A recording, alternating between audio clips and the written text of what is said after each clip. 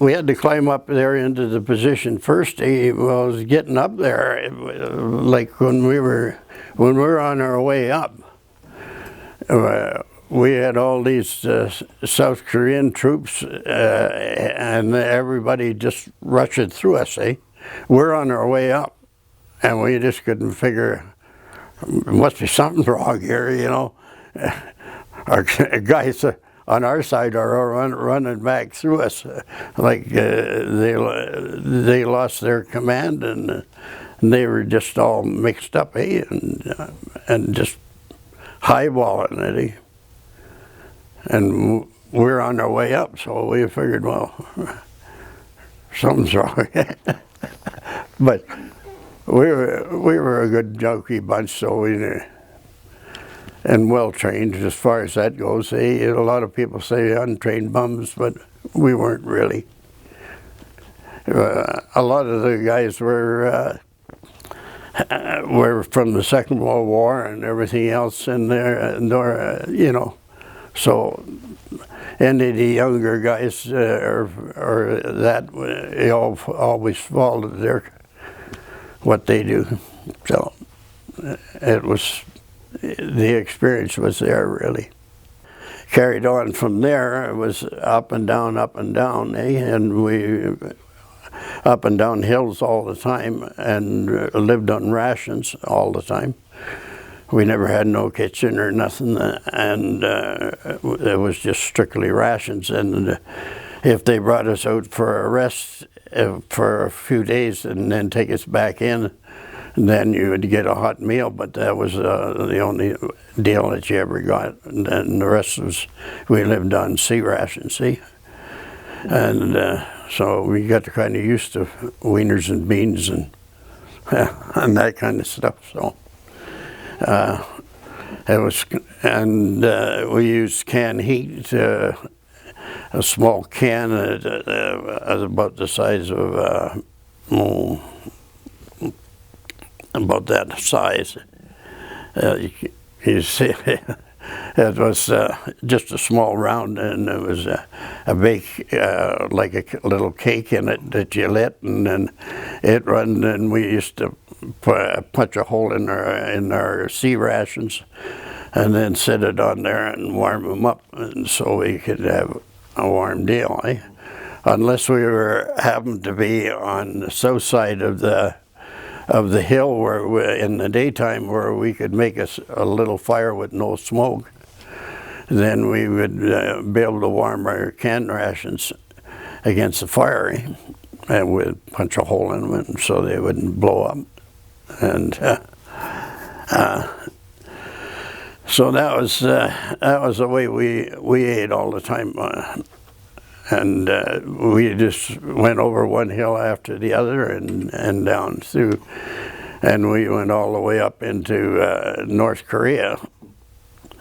And we went, well, once we were going through, there was a tunnel, an old train tunnel that we went through. And going through the tunnel was, it was still, it was spring in, the ice in the tunnel, and it was dark, and you're tripping over dead bodies. Well, I don't know which, they were American or Korean or North Korean. They were just bodies that you just tripped over, and some of the guys went up over the top of the mountain around the tunnel, but I was one that was elected to go through the tunnels, and that was one of the experiences of the deal. And we've run across a lot of where the North Koreans and Chinese and that, they would, if they caught some of the Korean, South Korean guys, they would tie their hands to their feet at the back and kneel them down, and then they use a flamethrower on them. And Otherwise, we've seen where they'd tie them to a post and then machine gun on me. But this is all experience that you run across, but then you and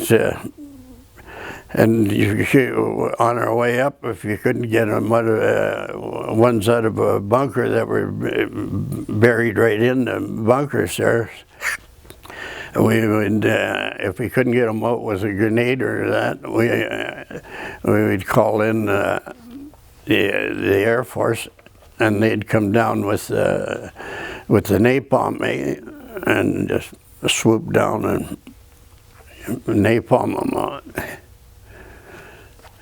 So, and the smell of napalm and burning stuff there, it was pretty rough at times, you know. And we used to, and then we always got heavy shelled, especially at night, We would try to dig in on the hill and the south side of the hill. We try not to skyline ourselves, you know, as much, keep down from getting skylined, but just enough that you could see, and at night, and hang on that way. But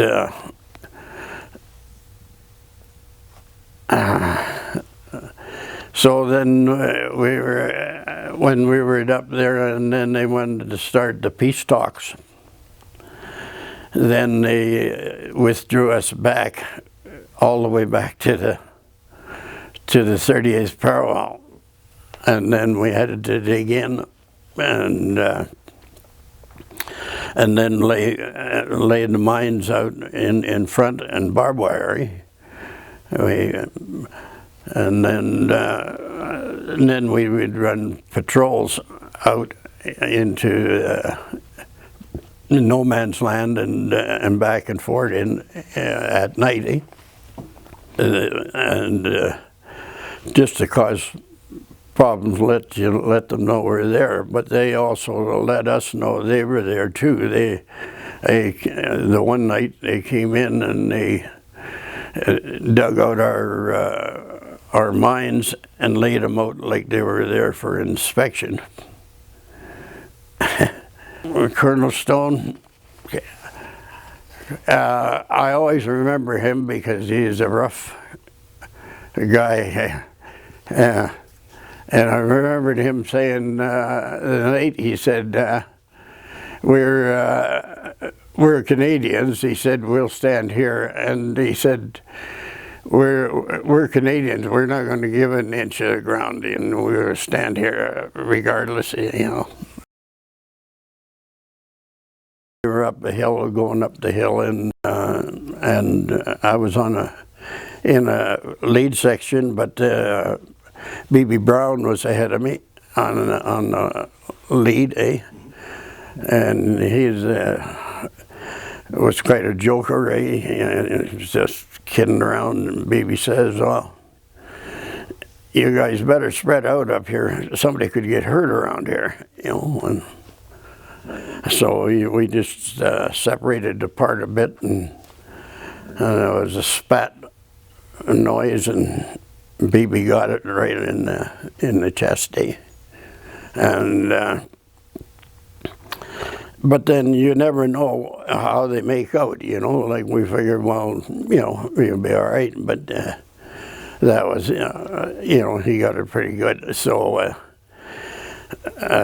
because you never know, the medic takes care of them, and then they turn around and they get them to go back, and you know, and they never let you know what happens to him. But found out later that that was it. He didn't make it, and that was the starting of the deal. In Kapyong, when we were on the hill in Kapyong, we were dug in as much as you could, because sometimes you couldn't get very deep in rock, you know.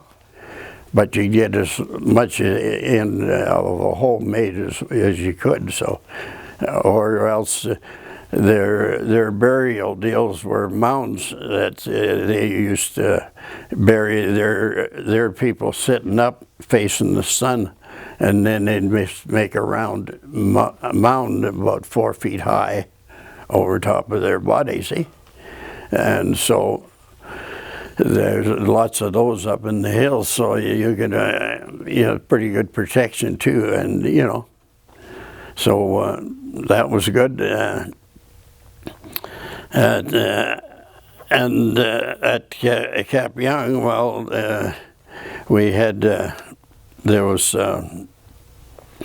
one section in B Company had one section was out on the point, and they were getting run over, so we drew them drawed them back into the company deal, and so when you drew them back in,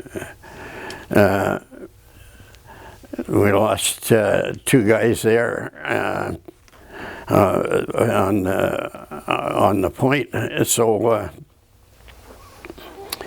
in the morning, I asked. Well, they had Tolliver and Evans laying there in blankets wrapped up because they'd been picked up in the morning, and but at night I had asked where Tolliver was, and the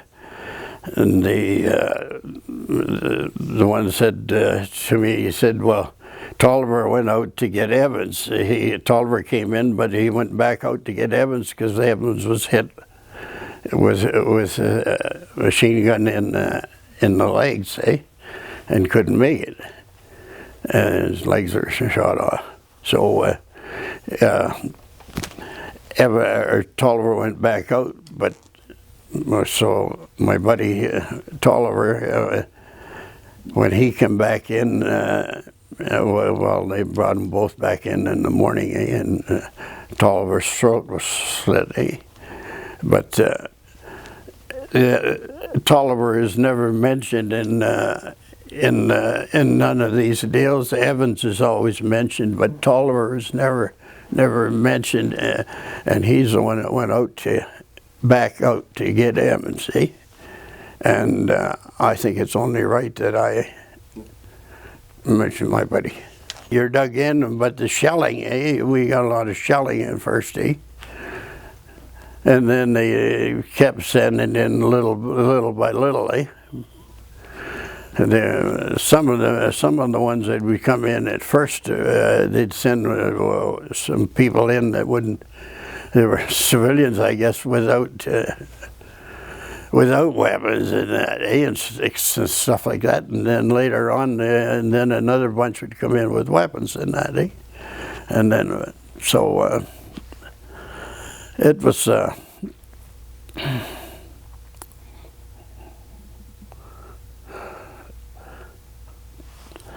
Yeah, so that's how it went. We had the Vickers, We had a 50 caliber. They had a half track up there with a 50 caliber on it. The support company took a half track up there, But they went around and up first before we had to climb it. And the foot guys, we climbed from the hill up, And we also had a Jeep with the radios and stuff on it too in the headquarters platoon. And then when we were dropping low on ammunition, and we needed rations and ammunition, so they brought in a drop of ammunition, and they passed over with the boxcar and pushed them out, and they landed, but then we had to rush out and get them and drag them back in, the stuff in, where they dropped them. Just, it wasn't far, but it's far enough when you're under fire. Well, they were right in through us, eh? Yeah. So they would walk right through you. But B Company did most up in the top hill there, where they came in from the top side, eh? As well, eh?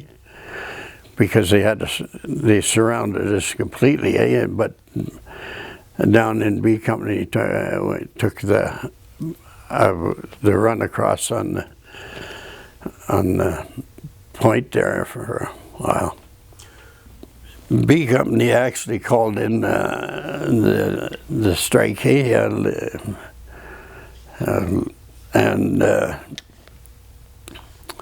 so, well, I don't know, you just keep your head down.